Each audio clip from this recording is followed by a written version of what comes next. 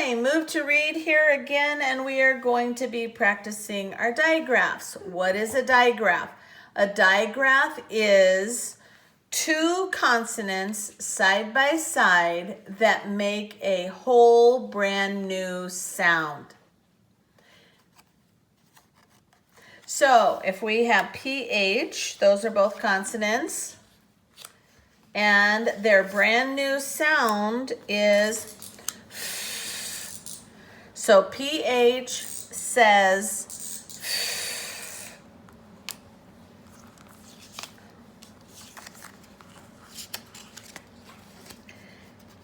SH does not say S, it says sh. So SH says shh. TH together makes two different sounds.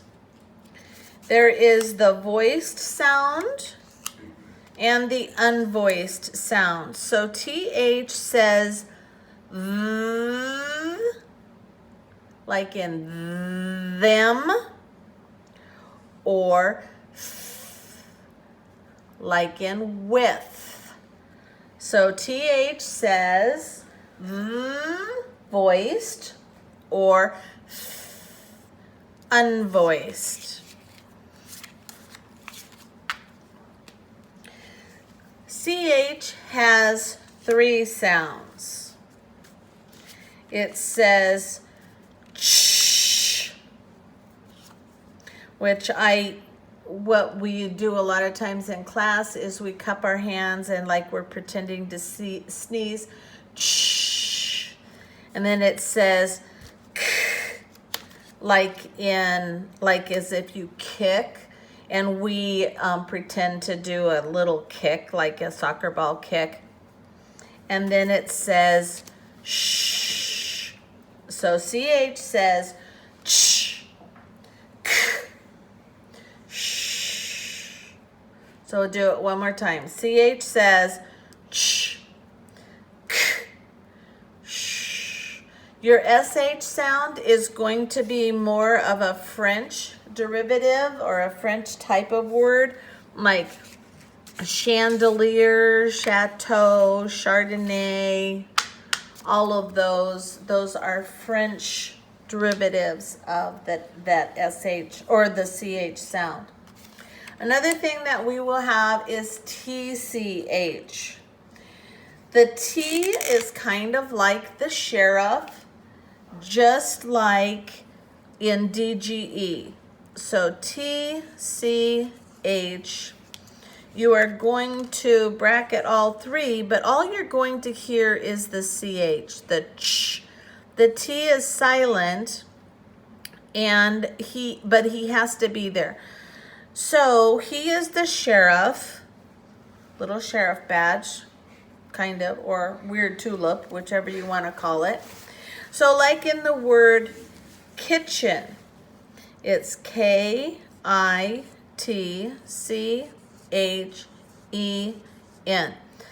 and H go together. They only make one sound. Whenever they're together, they make one sound. It does have three different ones, but in this word, it makes the ch sound. So if we did not have the sheriff here, then this would be similar to a silent E word. And the E could jump over the CH if T wasn't protecting that vowel to stay short and make him say his name. You say your name. So it'd be Kitchen. No, we don't say Kitchen. We say itchen. Well, the only way we can keep that I being the short sound and not changing into a long I is if we have the sheriff in protecting the vowel. So the T is protecting, like the sheriff, he's protecting the vowel so that it cannot change.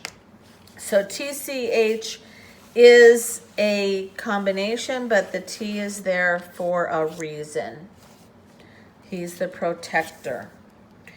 The next one we have is GH. And GH says nothing at all. It's quiet, no sound at all. Or it says G. Or it says F. So it's GH says nothing. That's why I have the 0. Or G. Or F. So if you can kind of think of the G like being a ghost and you have like no bones, and the F we could do like in laugh. The GH at the end is saying the F sound. Next we have RH. He is not a true digraph. Digraphs are when you have two consonants together making a brand new sound. RH says I do put them with H controlled because I want you to know that he says He is one of the Renaissance combinations. WH is also not a digraph. He will either say woo, or else he will say in the word who, you just hear the H sound. You do not say the W sound. There's a little secret for when you use the H sound. Who is going to be in there somewhere. If I added an M, whom, I still just hear the H sound.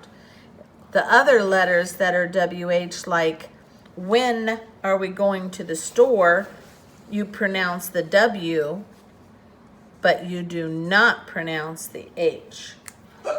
And there are more words that have the W sound being pronounced than the H sound.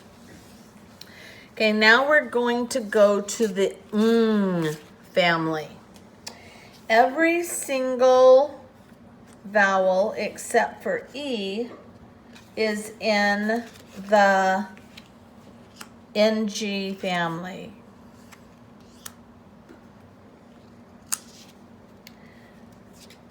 And it looks like I have lost my UNG card. So you have ang, ing, ong, ung. They're all the same. You hear the and then you just put the vowel sound in front of it. So it's ang, ing, ong, ung. Now we're going to go to the NK family.